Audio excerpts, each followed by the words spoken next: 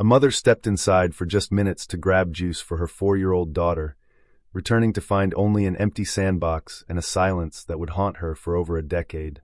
Her world remained frozen in that terrible moment, as every possible lead was exhausted. Then, 12 years later, the mother searched for painkillers in her husband's shaving kit.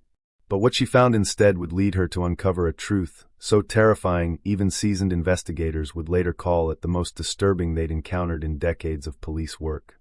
The migraine hit Vera Caldwell like a sledgehammer to the temple, the kind that made the edges of her vision shimmer and blur with each heartbeat. She pressed her palms against her eye sockets, trying to counter the pressure building inside her skull as she stumbled from the bedroom toward the bathroom. The early morning light, filtering through the blinds, felt like needles piercing her retinas. Her bare feet found the cold tile of the bathroom floor, and she groped blindly for the medicine cabinet, her muscle memory guiding her fingers to the metal handle. The mirror door swung open with a squeak that made her wince. Her searching hands found the familiar shapes of vitamin bottles, allergy medication, Marcus prescription antacids, but no ibuprofen. The white bottle that should have been there, that was always there, was gone. "Damn it, Marcus," she muttered, though speaking sent fresh waves of pain through her skull. He must have finished it and forgotten to buy more. She sighed. 20 years of marriage, and the man still couldn't remember to replace things when they ran out. She gripped the edge of the sink, debating whether she could make it to the kitchen where they kept a backup bottle. But then she remembered. Marcus always kept a travel pack of painkillers in his shaving kit. Something about being prepared for headaches at the office. The brown canvas toiletry bag sat on the bathroom counter, where he'd left it after his shower yesterday. She unzipped it carefully, the sound unnaturally loud in the quiet morning. Her fingers pushed aside his electric razor, the silver metal still smelling faintly of his aftershave, a small bottle of cologne, travel-size shampoo, dental floss. She dug deeper, searching for the familiar rattle of a pill bottle. Her fingers touched cardboard instead, smooth medicinal packaging that felt wrong somehow. She pulled it out, squinting through the migraine haze to read the text. Plan B, 1 step. Emergency contraceptive. The words swam before her eyes, but their meaning was crystal clear. Through the packaging, she could see 2 blister packs underneath, pills visible in their sealed compartments. The migraine was forgotten. Vera stared at the package, her mind struggling to process what she was seeing. She turned it over, reading the instructions, the warnings, as if the text might suddenly change to something that made sense. Their sex life had been virtually non-existent for years. Not since Ruby. Neither of them could bear that kind of intimacy anymore, not with the weight of their daughter's absence crushing them both. The few times they'd tried had ended with Vera in tears, seeing Ruby's face every time she closed her eyes. A receipt was tucked beneath the package. She unfolded it with trembling fingers. CVS Pharmacy. The date was from last week, Tuesday. Marcus had said he was working late Tuesday. Server maintenance that couldn't wait. Heavy footsteps on the stairs. Marcus returning from his morning jog. She could hear his labored breathing, the squeak of his running shoes on the hardwood. Vera stood frozen, the package still in her hand as he pushed open the bathroom door. He was still in his running shorts and a sweat-stained tank top with horizontal stripes, his face flushed from exertion. His eyes went immediately to what she was holding, and she watched his expression shift from confusion to something else, something sharp and dangerous. "Whose are these?" Her voice came out as a whisper, barely audible. She cleared her throat, tried again. "Marcus, whose pills are these?" The answer seemed obvious. Another woman, someone younger, someone who could give him what she couldn't anymore, someone who didn't cry when he touched her, who didn't see their dead daughter's face in quiet moments. The betrayal cut deep, but it was almost a relief to have a reason for the distance between them. Marcus moved faster than she expected. He snatched the package from her hands, his face contorting with rage. "You paranoid bitch," he snarled, and the venom in his voice made her step backward. "Going through my things? This is what you do while I'm trying to keep myself healthy. I was looking for ibuprofen." "Bullshit," his voice thundered in the small bathroom. "You're always looking for problems, always inventing things to be upset about, because you can't accept that she's gone." He jabbed his finger at her face close enough that she could smell the sweat on him. "Ruby is dead, Vera. She's been dead for 12 years, and you're so messed up about it that you're seeing betrayal everywhere." The words hit like physical blows. Vera felt her knees weaken. This wasn't the guilty stammering she'd expected, the ashamed confession of an affair. This was pure volcanic fury. "You want to know what I think?" Marcus continued, his face inches from hers. I think you're losing your goddamn mind. You see me with emergency contraception and immediately assume I'm cheating? Maybe I picked them up for a coworker? Maybe they're not even mine. But no, paranoid Vera has to make everything about her, about how I'm betraying her. His voice dropped to a cruel whisper. Just like you betrayed Ruby by not watching her that day. The accusation knocked the breath from her lungs. It was the deepest cut he could make. The guilt she carried every day thrown in her face like acid. Marcus stormed past her toward the bedroom. I've got errands to run. Hardware store. Try not to ransack the house while I'm gone. He yanked open dresser drawers, pulling out fresh clothes with violent movements. Marcus, please. I just want to understand. He whirled on her again, and for a moment she thought he might hit her. His hand was raised, trembling with rage. Understand this. You failed as a mother. You couldn't keep our daughter safe in our own damn backyard. And now you're trying to destroy what's left of our marriage because you can't live with yourself. He grabbed his wallet and keys from the nightstand, shoving past her in the doorway.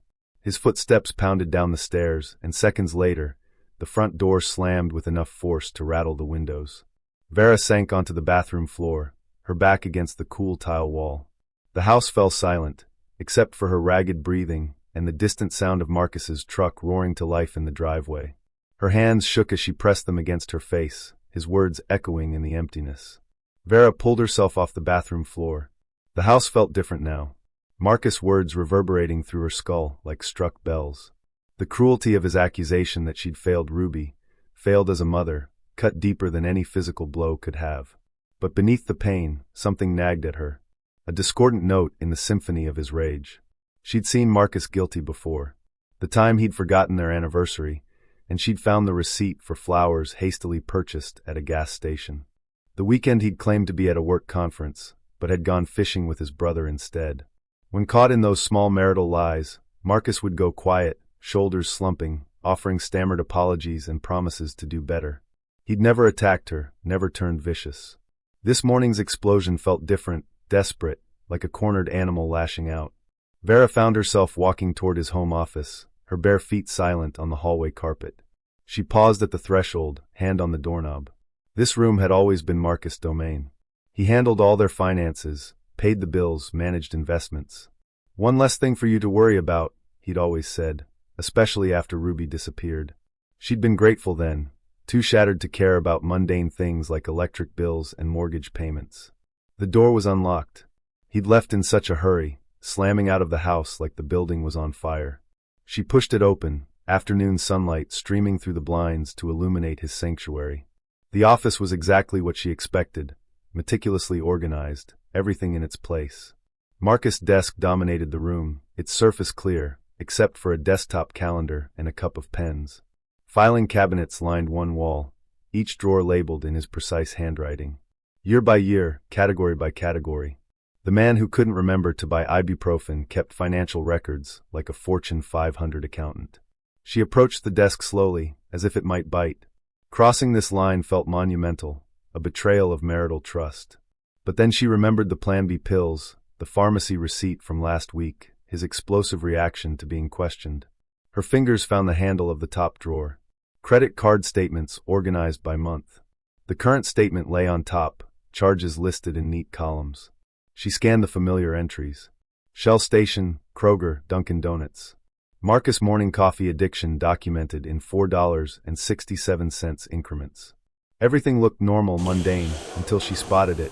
CVS Pharmacy Millbrook, $63.19. Millbrook was 45 minutes away. They had 3 pharmacies within 10 minutes of their house. Why drive that far for anything? Vera pulled out more statements, spreading them across the desk surface like tarot cards, revealing a fortune. Her hands trembled as she traced the entries with her finger. The Millbrook pharmacy appeared again and again, sometimes once a month, sometimes twice. The amounts varied: $47.82, $91.44, $55.23. She grabbed a pencil from Marcus' cup, circling each Millbrook charge. The repetition formed a pattern spanning months. Too much money for just contraceptives. Far too much. She dug deeper, pulling statements from previous years. The pattern held consistent. Millbrook charges appearing like clockwork. But there was more. Target in Millbrook $127.34. Kroger in Millbrook $89.91. Always that same town, always substantial amounts. She started reading the itemized charges where available. Women's deodorant, the brand teenagers favored, feminine hygiene products, bottles of the fruity shampoo she remembered Ruby begging for when she was little, the kind that smelled like strawberries. Children's vitamins, more Plan B pills purchased regularly. Her mind raced through possibilities. A mistress with a child, a secret family he'd maintained for years. It would explain the products, the distance to avoid recognition, his defensive rage this morning. But the time frame troubled her. These charges went back at least 3 years, long before their marriage had truly fractured. The locked drawer in Marcus's desk had always been forbidden territory. Important documents, he'd said, tax records that need to stay organized. She'd never questioned it, respecting his need for private space, just as he respected her craft room. But now, the key was exactly where she expected, taped beneath the desktop calendar. Marcus was predictable in his habits, secure in the knowledge that she'd never violate his trust. The tape came away easily, the small key warm in her palm. The drawer opened smoothly, revealing hanging files labeled with years. She pushed past old tax returns, their joint returns that she'd signed without reading, trusting Marcus to handle everything correctly. Behind their passports and marriage certificate, tucked at the very back, she found a manila folder that didn't match the others. No label, no year. Inside were utility bills, electric, water, gas, all for 1847 Elm Street in Millbrook. All showing regular usage, the amount suggesting full-time occupancy. Someone was living there, using power, running water, heating the space. The bills went back years. Vera's phone came out instinctively, camera clicking as she documented everything. Credit card statements, utility bills, the pharmacy charges circled in pencil. Evidence of what she didn't know yet, but every instinct screamed that something was terribly wrong. A secret rental property would require disclosure, tax documentation. This was something else, something Marcus had hidden completely. Combined with the pharmacy purchases, the feminine products, the Plan B pills, a picture was forming that made her stomach churn. She replaced everything exactly as she'd found it, even retaping the key beneath the calendar. Marcus' Saturday errands always took hours. Hardware store, car wash, sometimes 9 holes of golf with his buddies. She had time to drive to Millbrook to see this address for herself. Whatever Marcus was hiding at 1847 Elm Street, she was going to find it. The GPS showed 43 minutes to Millbrook, a straight shot down Highway 72, before turning onto smaller state routes. Vera gripped the steering wheel of her Honda, knuckles white, watching the familiar suburbs give way to scattered gas stations and empty fields. She'd made this drive before, years ago, when Ruby was 2, and they'd gone apple picking at an orchard past Millbrook. Marcus had complained the whole time about the distance, said there were perfectly good orchards closer to home. Now she understood why he knew the area so well. The CVS appeared first, anchoring a tired strip mall between a nail salon and a Chinese takeout place. Nothing special about it, faded red letters, automatic doors, sale banners in the windows. But this was where Marcus bought those pills, where he'd been coming for years, according to the credit card statements.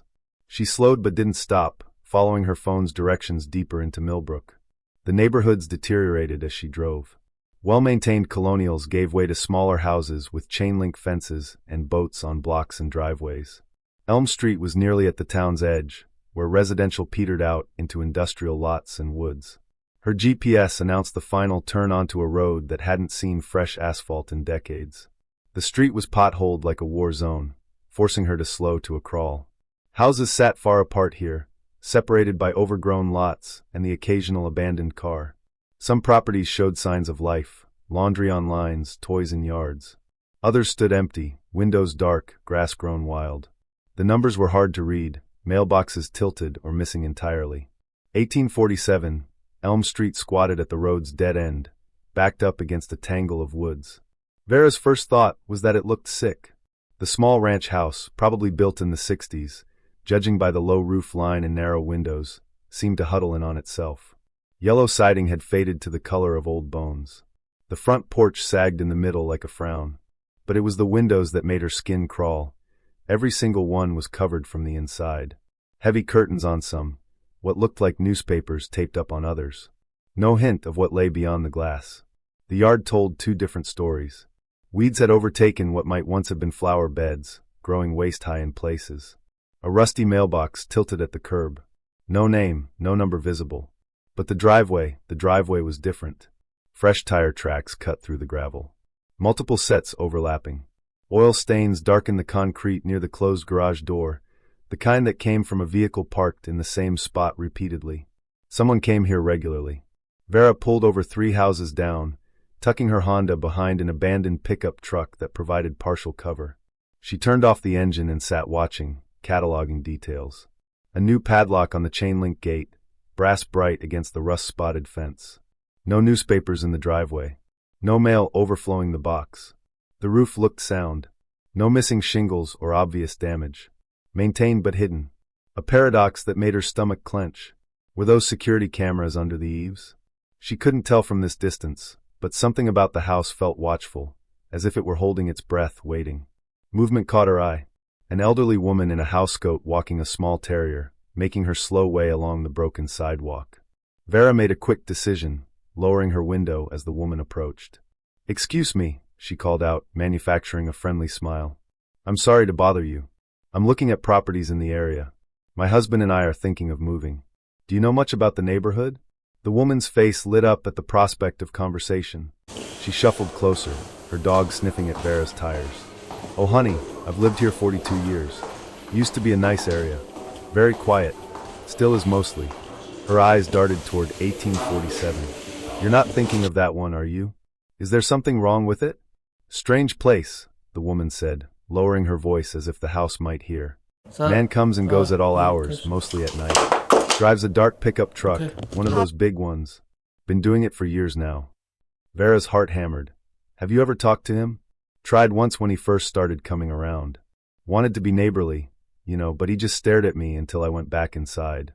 Never said a word. Made me feel." She shivered despite the warm afternoon. "Something's off about him. Always alone. Always locking up careful like. When did he start coming here?" The woman's terrier tugged at its leash, eager to continue their walk. "Let's see. The property changed hands maybe 14, 15 years ago. Some foreign investor, never saw him. The night visitor started showing up soon after. I called the city about the yard a few times, but nothing ever happens. Just the yard bothers you?" The woman glanced again at the house, then leaned closer. "Sometimes I hear things late at night, machinery running like construction equipment, but in the morning nothing looks different. And once," she hesitated, "once I was walking Muffin here late, maybe midnight. She has a weak bladder, and I saw his truck there. Got curious, tried to peek over the fence." "What did you see?" "Nothing. But he must have spotted me because suddenly he was at the gate, just standing there in the dark. Didn't say anything, didn't move, just stared until I hurried home. I don't walk past there at night anymore." Vera's phone rang, shattering the moment. Marcus's name on the screen. She apologized to the woman who continued on with her dog, casting one more nervous glance at 1847. "Where are you?" Marcus' voice was tight, controlled. The rage from this morning had crystallized into something colder. "Grocery store." Vera lied, surprised at how smoothly it came out. "Picking up things for dinner." "Which store?" Too quick, too sharp. "The Kroger on Madison." The lie built itself. "They were out of your coffee at the one on 5th. Silence. She could hear him breathing, could picture him processing her words, checking them for deception. "I came home for my wallet," he said finally. "Forgot it this morning." "Oh well, I should be back soon." "Good. We need to talk about this morning." The threat was subtle but unmistakable. "I'll be home by 3. "Okay, Vera," his voice dropped. "Come straight home." The line went dead. She looked at the time, 1:47. If she left now, she could make it back before him, maintain the lie, but her eyes were drawn again to 1847, to its covered windows and watching presence. She raised her phone, snapping pictures quickly. The house, the fresh tire tracks, the new padlock. Evidence of what she wasn't sure, but Marcus had stood in this driveway, had used a key on that lock, had disappeared into whatever lay behind those covered windows. With one last look, she started her car and pulled away, leaving the sick house to its secrets. For now. Vera pulled into the garage with minutes to spare, grocery bags hastily grabbed from Kroger to support her lie. Her hands shook as she carried them inside. Milk, bread, Marcus coffee, the mundane items that proved she'd been where she claimed. The house felt different now, infected by the knowledge of that covered window ranch in Millbrook. She had maybe an hour before Marcus returned. His Saturday errands were predictable. Hardware store for whatever project he'd invented, car wash, even though the truck wasn't dirty. Sometimes a stop at Home Depot to browse tools he didn't need. The routine had been the same for years, she realized. Always Saturdays, always hours-long absences. Back in his office, Vera moved with purpose. The filing cabinets held decades of their life together. Every document Marcus deemed important. She bypassed the recent years, instinct pulling her deeper into the past. Behind tax returns from 2008, 2009, 2010, her fingers found a folder that felt different. Older, the manila worn soft at the edges. Power of attorney. The document was dated 14 years ago, witnessed and notarized. David Caldwell, Marcus' younger brother, granting full control of his assets and properties to Marcus. The legal ease was dense, but the meaning clear. Marcus could act as David in all financial matters. Memory flooded back. David at their dining room table, excited about Thailand. Some import-export opportunity. A chance to finally make real money. He'd been 35 then, still chasing dreams while Marcus had already settled into family life. Just need someone to watch the rental properties, David had said, sliding papers across to Marcus. Collect rent, handle repairs. A few months, maybe a year. Vera remembered teasing him about finding a Thai bride while 4-year-old Ruby colored at the table, tongue poking out in concentration.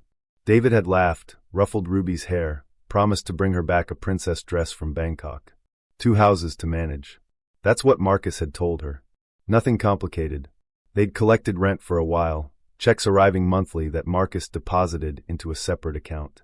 Then he'd said David wanted to sell, easier than managing from overseas. The properties were gone by the following year, or so she'd believed. But Elm Street, that broken-down ranch with its covered windows, that must have been one of them. The timeline made her stomach clench. David left 2 years before Ruby vanished. 2 years. The elderly neighbor said the night visits started soon after the property changed hands. All those years of Marcus coming and going, and she'd never questioned it. She pulled Ruby's baby book from the shelf where it lived between photo albums. The weight of it, the faded pink cover with its embossed teddy bears, brought tears to her eyes. Inside, her daughter's life documented in careful detail. First smile, first tooth, first steps. The pages after age 4 were blank, waiting for milestones that never came. The last photos were from Ruby's 4th birthday party. Their backyard transformed with streamers and balloons. A dozen preschoolers shrieking with joy.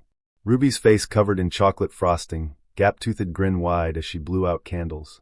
Marcus beside her, helping with the wish. Then the final picture, taken the day before she disappeared. Vera traced it with her finger. Ruby in the sandbox Marcus had built that spring, wearing her favorite pink shirt with the butterfly print. Her blonde hair caught the afternoon sun like spun gold. She was looking up at the camera, at Vera, with such trust, such perfect happiness, safe in her own backyard, safe with her parents just inside.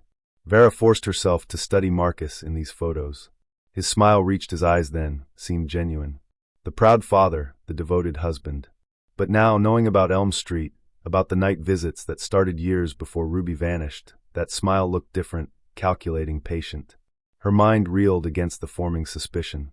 It was impossible, obscene, but the pieces kept clicking together with horrible precision. She found their 2012 calendar in the memory box, preserved because it held Ruby's last scheduled playdate, her final swimming lesson. Marcus' work schedule was marked in his neat handwriting. Day shifts only at the IT firm, regular hours, home by 6 every evening. The promotion to systems administrator hadn't come yet. But after Ruby disappeared, she flipped forward through the weeks. The frantic first days unmarked, when time had no meaning. Then 2 weeks after Ruby vanished, when the FBI scaled back their search and volunteers went home, Marcus' schedule changed. Night shifts appeared. System maintenance, he'd explained, servers that could only be updated when the office was empty. The promotion required it, came with a raise they desperately needed for the private investigator. She'd been too shattered to question it, grateful even that he could function enough to work while she could barely leave Ruby's room. Back in the filing cabinet, she dug deeper into the power of attorney folder. More documents, transfers she'd never seen. Properties moving from David's name to something called DMC Holdings LLC. The signatures were Marcus, perfectly legal with the power of attorney. A web search on her phone showed DMC Holdings dissolved in 2015. No forwarding information, no assets listed, but Elm Street remained somehow off the city's books. Taxes paid from some phantom account existing in a legal gray zone that let a man visit at night for years without questions. Her phone buzzed. Marcus, on my way home, 15 minutes. Vera's hands moved quickly, photographing the power of attorney, the property transfers, the calendar pages. Evidence of something monstrous taking shape in her mind, but still too terrible to fully acknowledge. She returned everything exactly as found, closed the filing cabinet with a soft click. In the kitchen, she busied herself unpacking groceries. Each ordinary item, eggs, juice, cereal, feeling surreal against the horror building in her chest.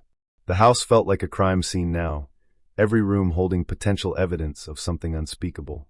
When Marcus's truck rumbled into the driveway, she was ready. Groceries put away, coffee brewing, a wife home from errands. Normal, except for the knowledge burning like acid in her mind. Her husband had kept his brother's property secret for 14 years, visiting at night, buying girls' supplies and emergency contraception. The facts pointed to one impossible conclusion, but her heart couldn't accept it. Not yet. Not until she knew what lay behind those covered windows on Elm Street. Vera heard Marcus's truck rumble into the driveway. The familiar sound now sinister with new knowledge. Her mind raced through options. She needed to get back to Elm Street tonight. Needed to know what was behind those covered windows. But first, she had to survive whatever came next with Marcus. On impulse, she positioned herself at the bottom of the stairs, gripping the banister. As his key turned in the lock, she let out a sharp cry of pain. Marcus, thank God you're home. Can you help me? He appeared in the doorway, filling it with his broad shoulders. Something was different. He'd changed clothes since this morning's explosive exit. The striped tank top was gone, replaced by a clean polo shirt. Fresh cologne couldn't quite mask the sharp scent of sweat underneath. His expression was carefully neutral, but his eyes moved over her with an intensity that made her skin crawl. What happened? His voice held no warmth, just flat inquiry. I twisted my ankle, carrying the groceries in. I think it might be sprained. She shifted her weight, wincing for effect. Marcus approached slowly, each step measured. He wasn't looking at her ankle. His gaze stayed fixed on her face, studying her features like he was reading a map or looking for lies. Which ankle? The question came out sharp. The left one. I missed the step from the garage. His hands were surprisingly gentle as he helped her to the living room couch, supporting her weight with practiced ease. But the gentleness felt performative, like an actor hitting his marks. Once she was settled, he knelt beside her, fingers probing her ankle through her sock. Here. He pressed against the joint. What about here? She winced on cue, playing up the pain. His touch was clinical, methodical. How exactly did you fall? Show me the position. My foot turned wrong. Does it matter? Everything matters. His eyes bored into hers. Which grocery store did you go to? The receipt should have a timestamp. Kroger on Madison. Like I told you on the phone. Huh. His fingers continued their examination. Did anyone see you fall? Maybe offer to help. The questions felt like a test, each one probing for inconsistencies. She kept her answers simple. Plausible. Yes, her ankle hurt. No one saw her fall. Yes, she'd put the groceries away before sitting down. I'll get you some ice, he said finally, rising to his feet. While he was in the kitchen, Vera's eyes went to the entry table. His keys lay there in their usual spot, but the ring looked different, heavier. Along with the familiar keys, house, truck, office, she counted at least 3 she didn't recognize. One was brass, expensive looking, from the same high-security brand as the padlock she'd seen on Elm Street's gate. Her phone vibrated. A text from her sister Diane.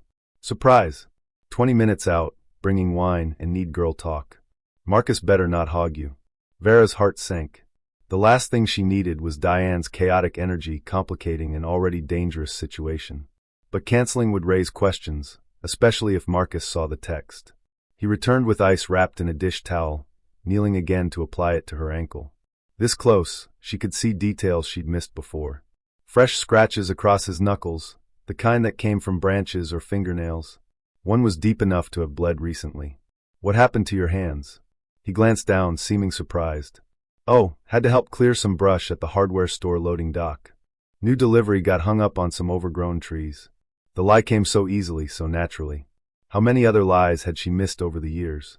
Marcus settled beside her on the couch, closer than necessary, his arms stretched across the back cushions, not quite touching her, but marking territory. "We should talk about this morning." "Marcus, No, let me finish." His voice had shifted to something reasonable, almost caring, the voice he used when he wanted something. "I've been thinking during my errands. Maybe you were right to be concerned. Not about what you think," he added quickly, "but about us, our communication. Maybe we should try counseling again." The suggestion was so unexpected, so normal, that for a moment Vera doubted everything she'd discovered. Then she saw his eyes, still watchful, still calculating. This was performance, not contrition. "I know I was harsh this morning," he continued. "Said things I shouldn't have about Ruby, about you as a mother. That was cruel." She made herself nod, playing along. "We both said things. Still." His hand dropped to her shoulder, squeezing gently. Too gently, like he was reminding himself not to squeeze harder. "We should work on us. But first, I might need to head to the office tonight. Server issue that can't wait until Monday." There it was, the excuse that would take him to Elm Street after dark, just like the neighbor had described. The lie flowed like water, practiced and smooth. Before she could respond, the front door burst open. Diane swept in without knocking as usual, carrying a wine bottle and an oversized charcuterie board. "Surprise, sis? Hope you're not." "Oh, what happened?" She finally noticed Vera's elevated foot, the ice pack. "Just a twisted ankle," Vera said. "Nothing serious." Diane immediately launched into nurse mode despite having no medical training beyond WebMD. She deposited her offerings on the coffee table and began examining Vera's ankle with an enthusiasm that made Marcus step back. "You need to be more careful," Diane chattered, oblivious to the tension in the room. "Oh, Marcus, good you're here. You'll never guess what I saw driving over." She laughed, already pouring wine. "That creepy abandoned house on Elm. The yellow one that looks like it should be condemned. I swear I saw your truck there earlier. You flipping houses now without telling us." The temperature in the room plummeted. Marcus went very still. Marcus's recovery was swift, almost impressive. The stillness lasted barely 2 seconds before he laughed, shaking his head with practiced amusement. "Diane, there must be 50 dark pickup trucks in this town. Half of them probably have veteran stickers." His voice carried just the right note of casual dismissal. "That house has been empty for years. City should condemn it, honestly." But Vera caught the micro-expressions, the tightening around his eyes, the almost imperceptible flare of his nostrils, the way his jaw clenched before the easy smile appeared, like watching a mask slide into place. "I don't know," Diane said, pouring herself more wine. "It looked exactly like yours. Same chrome running boards and everything. Lots of trucks have those." Marcus stood abruptly, moving toward Vera. "I should check your ankle properly. Make sure it's not worse than we thought. Let me help you upstairs to rest." "I'm fine here." "No, you need to elevate it properly." His hand closed around her upper arm, firm enough to brook no argument. "Doctor's orders, remember? From when I sprained mine last year." She didn't remember him spraining anything last year, but his fingers were already pulling her up. The grip wasn't painful exactly, but it communicated clearly. She was coming with him whether she wanted to or not. "Oh, don't be such a mother hen, Marcus." Diane laughed, still oblivious to the undercurrents. "She's fine on the couch. Besides, I just got here." She took another sip of wine, settling deeper into her chair. "So tell me about this house thing.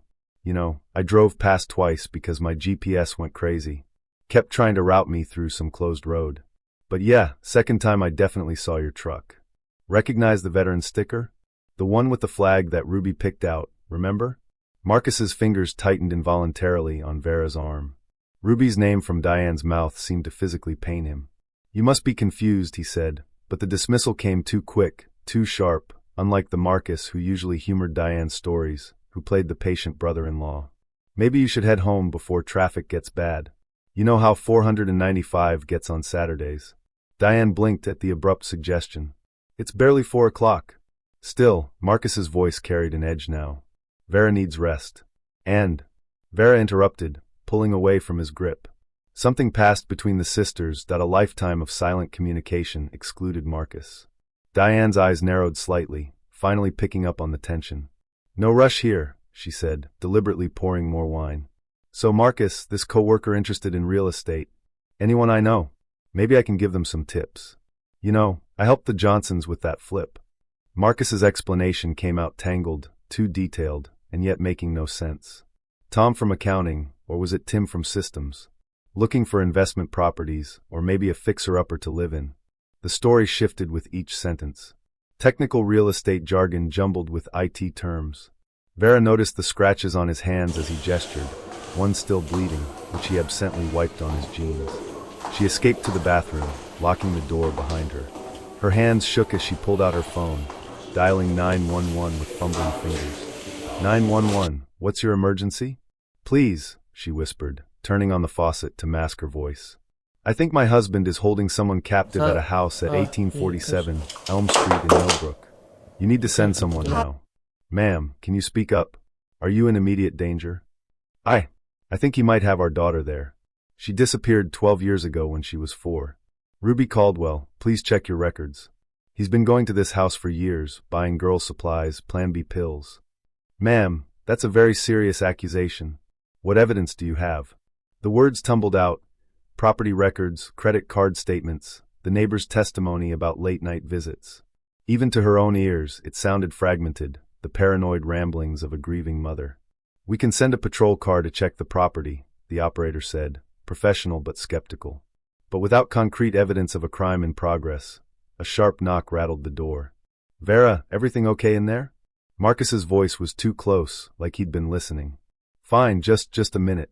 She flushed the toilet and ran water in the sink. To the operator. Please, just check. 1847, Elm Street. Please. She ended the call, splashing water on her face before opening the door.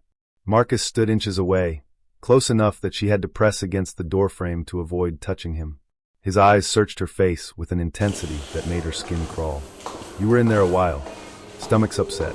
Must be stress from the ankle. His gaze dropped to her hands. They were steady now. Then back to her face. Who were you talking to? What? No one. I wasn't.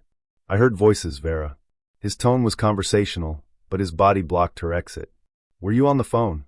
From the living room, Diane's voice rang out cheerfully. I'm ordering pizza. What does everyone want? Marcus, I know you hate mushrooms. The mundane question shattered the moment.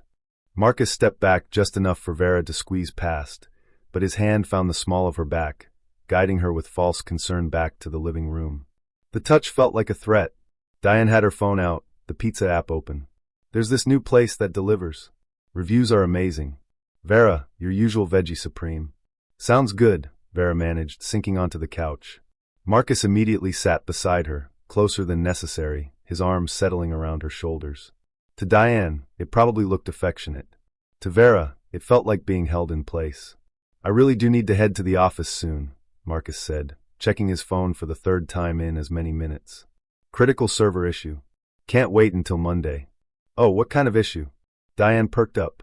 You know, I do IT consulting now, right? Maybe I can help. Marcus's explanation fell apart almost immediately.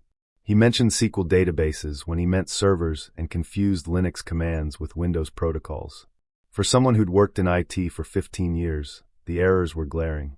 Diane's eyebrows rose with each mistake. That doesn't sound right, she said slowly. Are you sure you? Marcus's phone buzzed. He grabbed it quickly, too quickly, turning the screen away as he typed. His jaw was tight, fingers flying over the keyboard with urgency. Texting someone, warning someone. The horrific possibility crashed over Vera like ice water. If Ruby was alive, if she was at that house, was Marcus telling her to hide, to stay quiet when the police came? Her daughter might be 45 minutes away, might have been that close for 12 years. And he was warning her that mommy was getting too close to the truth. She stood abruptly, the room spinning. I need some air. Marcus rose with her, inevitable as gravity. His hand found her elbow, steadying or restraining. She couldn't tell which anymore. You should rest, he said. You're not looking well. Behind them, Diane set down her wine glass with a sharp click. Okay, what the hell is going on here? Vera swayed dramatically, letting her knees buckle just enough to sell the performance. The ankle she'd supposedly twisted suddenly couldn't bear her weight. Diane jumped from her chair, wine sloshing, reaching out to steady her sister. Whoa, careful. In that moment of choreographed chaos, Vera's hand shot out toward the entry table.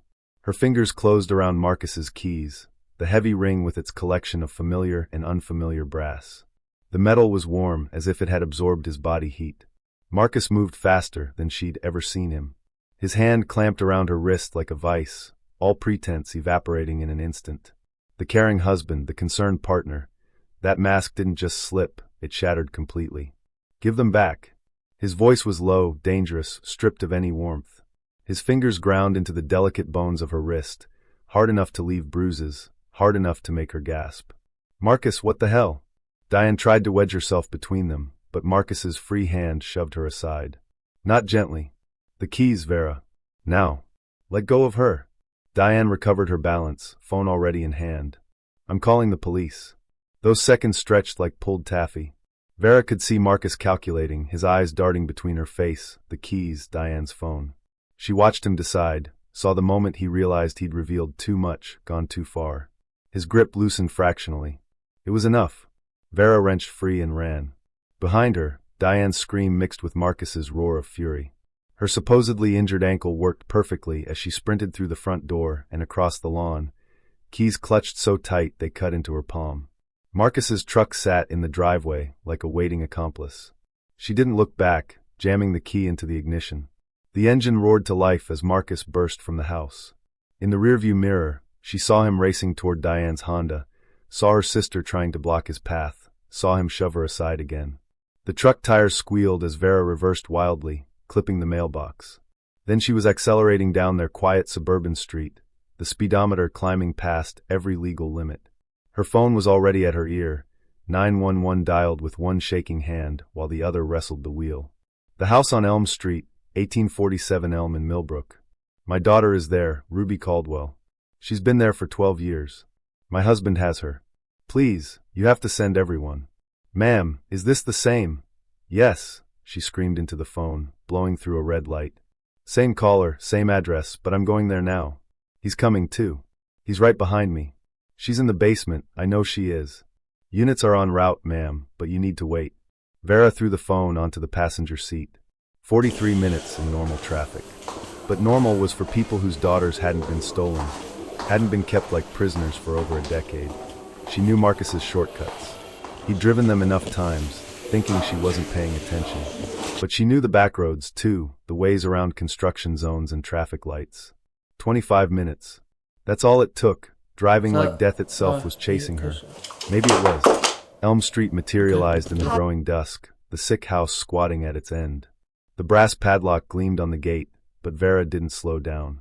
The truck smashed through in an explosion of metal and chain link, the gate wrapping around the front bumper with a shriek. She kept going, ramming into the front porch steps before killing the engine. The reinforced front door might, as well have been made of paper. Adrenaline gave her superhuman strength. When it wouldn't yield to her shoulder, she grabbed a garden spade from the overgrown yard, its handle rough with rust and neglect. The front window shattered under her assault, safety glass cascading inward. Ruby, she screamed through the broken window. Ruby, it's Mommy.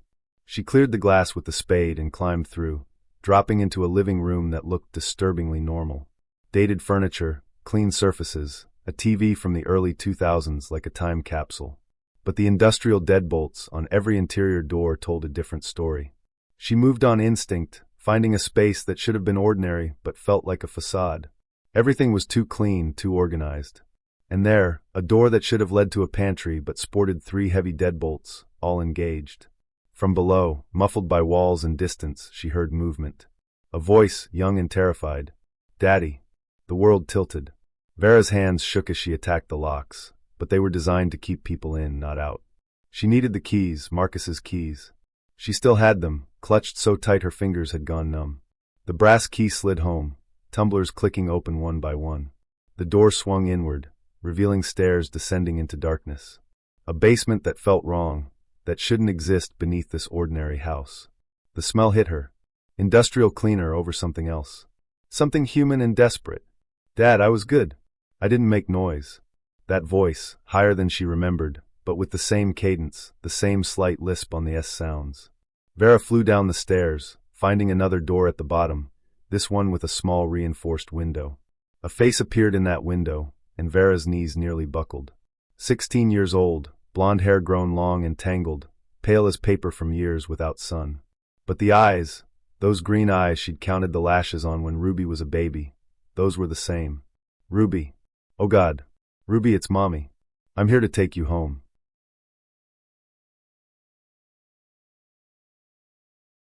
The girl, because she was a girl now, not the toddler stolen from their backyard, shrank back from the door. Fear twisted her features, the kind of bone-deep terror that came from years of conditioning. "I don't know you. Where's Daddy?" He said no one was allowed down here. "I've been good. I promise I've been good." Vera's heart shattered. She attacked the door with the spade, wood splintering under her assault. Behind the door, Ruby cowered in the corner, hands over her ears, keening like a wounded animal. Heavy footsteps on the stairs.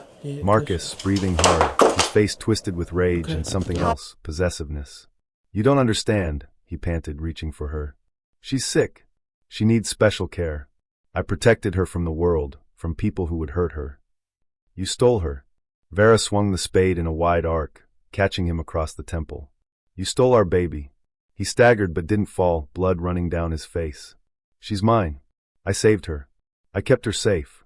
His hands reached for her throat, but sirens were screaming outside now. Police voices, boots on floorboards above. Marcus froze, looking between Vera and the door where Ruby huddled, and she saw him make one last calculation. "Ruby, remember what Daddy taught you," he called out. "Remember our lessons." Then the police were there, weapons drawn, shouting commands. Marcus dropped to his knees, hands behind his head, but his eyes never left the door, never left his prisoner. They had to cut the door open. Inside they found 12 years of horror disguised as care. A small bed with restraints, a chemical toilet, textbooks for homeschooling progressing from kindergarten through high school, bottles of pills, sedatives, antipsychotics, birth control, the Plan B packages used and discarded. And Ruby alive but shattered, asking why they were hurting her daddy, begging them to let him go, promising she'd been good. So good she hadn't tried to leave even when the door was open, because after 12 years she'd forgotten there was anywhere else to go. The psychiatric wing of Millbrook General Hospital felt like another world.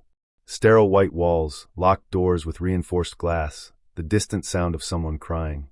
Vera stood at the observation window, hands pressed against the cold surface, watching the stranger who was her daughter. Ruby sat on the narrow bed, knees drawn to her chest, arms wrapped tight around them. She rocked in a rhythm that seemed both soothing and desperate. Still wearing the same clothes they'd found her in, a faded t-shirt that had been washed too many times, sweatpants that didn't quite reach her ankles anymore. Someone had tried to brush her tangled blonde hair, but she'd fought them off. "She won't let any of the female staff near her," Dr. Patel, the trauma specialist, said softly beside Vera. "Only male officers and doctors. She keeps asking when her father is coming to take her home, asking if she's in trouble for talking to strangers, meaning you and the police." Vera's throat constricted. She called him Daddy. Even when she was terrified, she called for him. Stockholm Syndrome in its most extreme form, combined with 12 years of conditioning, isolation, and Dr. Patel paused, choosing her words carefully, complete psychological control. In her mind, Marcus isn't her captor. He's her protector. Her whole world. With a threat, Detective Morrison approached, holding a tablet. She was a woman in her 50s with kind eyes that had seen too much. "Mrs. Caldwell, I need to show you some things we found.